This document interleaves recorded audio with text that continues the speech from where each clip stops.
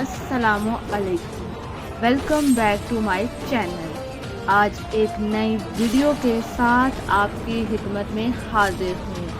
آج اس ویڈیو میں ہم سلطنت عثمانیہ کے بارے میں بات کریں گے کہ یہ کون تھے اور انہوں نے سلطنت عثمانیہ کے لیے کون کون سی خدمات سر انجام دی اور ان کی وفات کیسے ہوئی۔ ویڈیو کو مزید آگے بڑھانے سے پہلے آپ سے گزارش ہے، اگر آپ ہمارے چینل پر نئے ہیں تو سب سے پہلے ہمارے چینل کو سبسکرائب کریں اور اس کے ساتھ دیے گئے بیل آئیکن کو پریس کریں تاکہ ہماری آنے والی نئی ویڈیو کے نوٹیفیکیشن آپ کو مل سکیں۔ ہماری آج کی ویڈیو کا موضوع خلافت عثمانیہ کے بانی اور کائی قبیلے کے سردار ارطغرل غازی کے بیٹے عثمان غازی ہیں۔ تاریخ میں آپ کو عثمان اول کے نام سے بھی جانا جاتا ہے۔ عثمان غازی ارطغرل غازی کے تیسرے بیٹے تھے۔ آپ میں شجاعت، قیادت اور عدل و انصاف جیسی تمام خوبیاں موجود تھیں۔ عثمان غازی ایک ایسے سلطان ہیں جنہوں نے اسلامی سلطنت کی بنیاد رکھی، جس نے تقریباً 600 سالوں تک 3 برے اعظموں پر حکومت کی، اور اس سلطنت کو سلطنت عثمانیہ کہا جاتا ہے۔ عثمان غازی جو کہ ارطغرل کا بیٹا تھا، جو کہ 1298 کو پیدا ہوا، یہ وہی سال تھا جب منگولوں نے بغداد کا محاصرہ کیا ہوا تھا۔ عثمان کے والد ارطغرل نے اپنی ساری زندگی سلجوقیوں کی خدمت میں گزار دی اور ایک چھوٹے سے علاقے کی حکومت جس کا نام تھا سوقت، جس کی سرحد عیسائیوں کی ایک سلطنت بیزنطین کے ساتھ لگتی تھی، اور ارطغرل نے ہمیشہ اس سرحد کی حفاظت کی جو ہمیشہ عیسائیوں کے حملوں کی ضد میں تھی۔ جب ارطغرل کی وفات ہوئی تو عثمان غازی کائی قبیلے کا سردار بن گیا۔ انہوں نے اپنے والد کے علاقے کی حدود کو بڑھانا شروع کر دیا۔ عثمان غازی کو لوگ امن اور سکون کے ماہر ہونے سے جاننے لگے۔ یہ وہی زمانہ تھا جب اناطولیہ کے اندر منگولوں نے اپنی دہشت پھیلائی ہوئی تھی۔ سے مہاجروں نے اس دہشت سے بچنے کے لیے عثمان کے علاقے میں پناہ لینی شروع کر دی۔ اس طرح روز بروز عثمان کے جنگجوؤں کی تعداد بڑھنے لگی۔ تاریخ میں یہ بھی درج ہے کہ عثمان غازی نے ایک خواب دیکھا تھا۔ وہ اس خواب میں دیکھتے ہیں کہ ایک درخت کی شاخیں اس سے نکلی ہیں اور اس نے یورپ، افریقہ، ایشیا کے علاقوں کو ڈھک لیا ہوتا ہے۔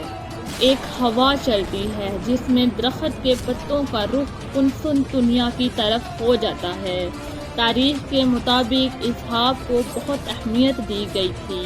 اس کے 10 سالوں کے بعد عثمان نے علامتی طور پر ایک آزاد ریاست کی تشکیل کی، جس نے منگولوں کے آگے جھکنے سے انکار کر دیا اور منگولوں کے سردار کو خراج تحسین پیش کرنے سے مکمل طور پر مکر گئے۔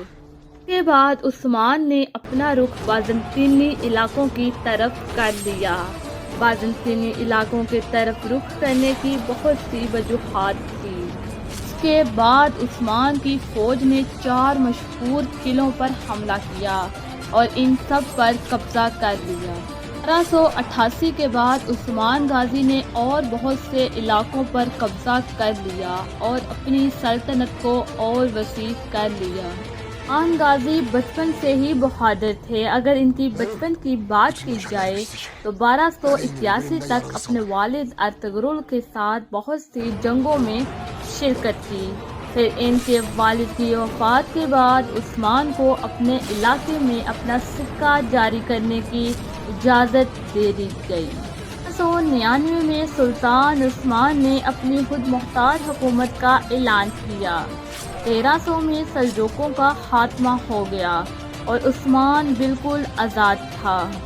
ترک سردار نے جنہوں نے عثمان کی کمزوری کو سمجھا اور وہ عثمان کی بڑھتی ہوئی طاقت سے ناواقف تھے، انہوں نے عثمان کے علاقوں حملے کرنا شروع کر دیے۔ 1898 میں اس نے تمام سرداروں کی غلط فہمیاں دور کر دی، سب کو شکست دے کر دکھائی۔ 6 سالوں کے اندر بازنطینی قلعوں کو فتح کرتا ہوا بحر اسود تک پہنچ گیا۔ بیلاروس، نائسیا اور نائکلومیڈیا کے ارد گرد کے تمام علاقے فتح ہو گئے۔ اس میں یہ بھی درج ہے کہ 1301 میں سلطان عثمان نے بازنطینی شہنشاہ کی بڑی فوج راجہ حصار کے مقام پر عبرتناک شکست دی۔ تمام حالات کو دیکھتے ہوئے بازنطینی شہنشاہ نے تاتاریوں کو اکسایا کہ وہ عثمان پر حملہ کریں۔ تاتاریوں نے عثمان کے فتح کردہ شہروں پر حملہ کیا۔ اس بار عثمان نے اپنے بیٹے اورحان خان کو تاتاریوں کا مقابلہ کرنے بھیجا۔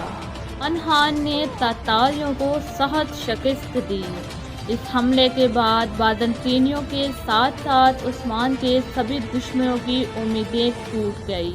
عثمان غازی کی وفات کی بات کی جائے تو تاریخ میں درج ہے کہ 1317 میں عثمان غازی نے بہت بڑے شہر بیلاروس کا محاصرہ کیا۔ محاصرہ بہت عرصے تک چلا، یہاں تک کہ اسی محاصرے کے دوران یعنی 1323 میں عثمان غازی کی وفات ہوئی۔ اس نے مرتے وقت اپنے بیٹے اورحان خان کو اپنا جانشین بنایا۔ عثمان غازی نے آخری وقت اپنے بیٹے کو ایک نصیحت کی جس کے یہ الفاظ تھے: بیٹا، میں مر رہا ہوں اور مجھے کوئی افسوس نہیں، کیونکہ میں ایک ایسا جانشین چھوڑ کر جا رہا ہوں جو انصاف پسند ہوگا، نیکی کو پسند کرے گا اور لوگوں پر رحم کرے گا اور اپنی تمام رعایا کو یکساں حقوق دے گا اور حضور اکرم صلی اللہ علیہ وسلم کے قانون پر عمل کرے گا۔ اس نے ہمیشہ اپنے شہریوں کے ساتھ یکساں سلوک کیا۔ اور عثمان کی وفات کے متعلق 2 روایات ہیں۔ 1323 یا 1324 میں سلطان کی وفات ہوئی۔ ان کی خوبیوں کی بات کی جائے تو آپ نے کبھی بھی دولت جمع نہ کی، اپنے حصے کا مال بھی بانٹ دیتے تھے۔ کی وفات کے بعد آپ کے مکان سے کوئی سونا، کوئی مال نہ ملا، صرف ایک آن، ایک چمچ، ایک نمکدانی، ایک سوتی امامہ اور چند عربی گھوڑے ملے، تک کہ ایک ان کی تلوار جو کہ ان کے استاد شیخ ادبالی نے دی تھی، جو آج کے دور میں بھی موجود ہے۔ ان کی یہ تلوار ان کے بعد آنے والے ہر سلطان کو دی جاتی تھی۔ تلوار کو دیتے ہوئے یہ دعا کی جاتی تھی کہ خدا ان میں بھی عثمان جیسی خوبیاں پیدا کرے۔ عثمان غازی جو اپنی بہادری اور شجاعت میں مشہور ہیں، وہی تاریخ کے مطابق ان کے ہاتھ ان کے چچا کے خون سے رنگے ہوئے ہیں۔ خان عثمان نے اپنے چاچا دندار بے کو خود تیر مار کر قتل کیا تھا۔ یہ سلطنت عثمانیہ کا اپنے ہی خاندان کا پہلا قتل تھا۔ دندار بے کو اس لیے مارا گیا کیونکہ وہ بازنطینیوں کے ساتھ اتحاد کر رہا تھا۔ اس کے علاوہ وہ اپنی ہی فوج کے حوصلے پست کر رہا تھا۔ وہ جنگ میں اپنے دشمن کو خود سے طاقتور کہہ کر اپنی ہی فوج کو ان پر حملہ نہ کرنے کا مشورہ دیتا تھا۔ کے خدمات کی بات کی جائے تو سلطان نے اپنے ابتدائی دور میں ایک مسجد بنوائی، سلطنت عثمانیہ کے لیے ایک دارالحکومت بنایا۔ کے مطابق عثمان غازی کے 2 بھائی تھے، گندوز بے اور ساؤچی بے۔ اس کے بھائی گندوز بے کی بات کی جائے تو وہ اپنے بھائی کو ہمیشہ سپورٹ کرتے تھے۔ ان تاریخ میں کچھ اختلافات کے واقعات بھی ملتے ہیں۔ گندوز کائی قبیلے کی سرداری کا عہدہ ان سے لے کر خود اس عہدے پر برزمان ہونا چاہتے تھے۔ اس بے کے عثمان غازی کے ساتھ اختلافات نہ صرف ذاتی تھے بلکہ قبیلے کے نظم و ضبط اور پڑوسی قبائل کے ساتھ تعلقات پر بھی تھے، لیکن عثمان غازی ہمیشہ ان کے اختلافات کا کوئی نہ کوئی مثبت حل نکال لیتے تھے۔ اگر ان کے دوسرے بھائی یعنی ساؤچی بے کی بات کی جائے ان کا بچپن سے ہی رجحان علم و ادب اور سائنس کی طرف زیادہ تھا۔ ان کا ماننا تھا کہ ایک ریاست تلوار استعمال کرنے کی بجائے علم کی وجہ سے تسلط حاصل کر سکتی ہے۔ اس لیے ڈرامہ ارطغرل غازی میں بھی آپ دیکھتے ہیں کہ ان کا زیادہ تر وقت فوج میں گزرتا ہے۔ ان کے ہاتھ میں تلوار کی بجائے کتاب نظر آتی ہے۔ اس کے مطابق عثمان غازی نے 64 ممالک کو فتح کیا۔ اس میں یہ بھی درج ہے کہ ایک دفعہ عثمان غازی چھوٹی ہی عمر میں دشمنوں کے ہاتھ لگ جاتے ہیں۔ فوج اسے جنگل سے اغوا کر کے شیطانی پہاڑی پر لے گئے۔ ارطغرل کو یہ خبر ملی تو وہ اپنے قریبی ساتھی ترگت بامسی اور عبد الرحمن کے ساتھ جنگل کی طرف روانہ ہو گئے۔ آخرکار منگولوں کے ساروں کا خاتمہ کرتے ہوئے یہ منگولوں کے ٹھکانے پر پہنچ جاتے ہیں۔ منگول عثمان غازی کو بے ہوشی والا دھواں دے کر ان کے بال کاٹنے ہی والے تھے۔ منگولوں کی ایک رسم تھی جس سے یہ ہمیشہ کے لیے کسی کو بھی اپنا غلام بنا لیتے تھے، لیکن عین موقع پر ارطغرل اپنے ساتھیوں کے ساتھ وہاں پہنچ گئے اور منگولوں کے ساتھ لڑائی شروع ہو گئی اور بڑی ہی بہادری سے منگولوں کی لاشیں بچھانا شروع ہو گئے۔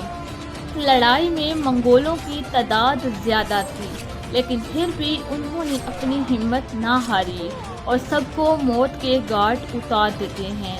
آخر میں عثمان کی جان بچا کر اسے واپس قبیلے لے آتے ہیں۔ عثمان غازی تاریخ کے مطابق تصوف کے بھی زیر اثر تھے۔ اس وقت کے مشہور درویش شیخ ادبالی کے مرید بھی تھے۔ ان کی ذہنی تربیت میں شیخ ادبالی کا بہت بڑا ہاتھ تھا۔ اس کے مطابق عثمان غازی کے 5 بیٹے تھے، جن میں اورحان خان کی علاؤالدین پاشا، کرلی بے، عید بے، کوپن بے۔ کی بیویوں کی بات کی جائے تو تاریخ کے مطابق سلطان عثمان کی 2 بیویاں تھیں۔ تاریخ کے مطابق بالا خاتون اور مالن خاتون ان کی بیویاں تھیں۔ وہ بات کرتے ہیں کہ عثمان غازی کی ملاقات بالا خاتون سے کیسے ہوئی۔ عثمان غازی اس کے مشہور درویش شیخ ادبالی کے مرید تھے۔ اکثر وہاں جایا کرتے تھے۔ ایک دن شیخ ادبالی کی بیٹی اور عثمان نے ایک دوسرے کو دیکھا تو انہیں محبت ہو گئی۔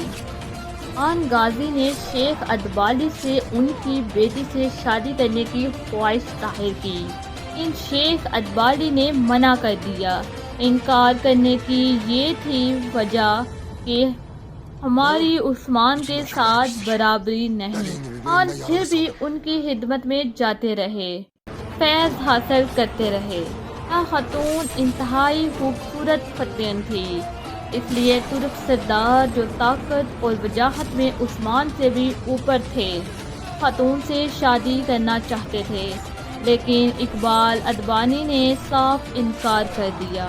سال گزرنے کے بعد ایک رات شیخ صاحب کے گھر ٹھہرے اور ادھر خواب دیکھتے ہیں کہ وہ اس خواب میں یہ دیکھتے ہیں کہ شیخ صاحب سے ایک چاند کی مانند نور نکل کر عثمان کے سینے میں اتر جاتا ہے۔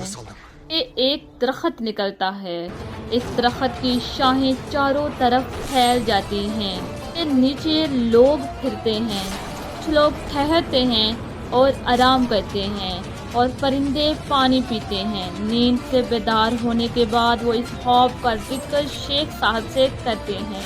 خواب کی تعبیر کے بدلے میں اقبال ادبنی اپنی بیٹی کی شادی عثمان غازی سے کر دیتے ہیں۔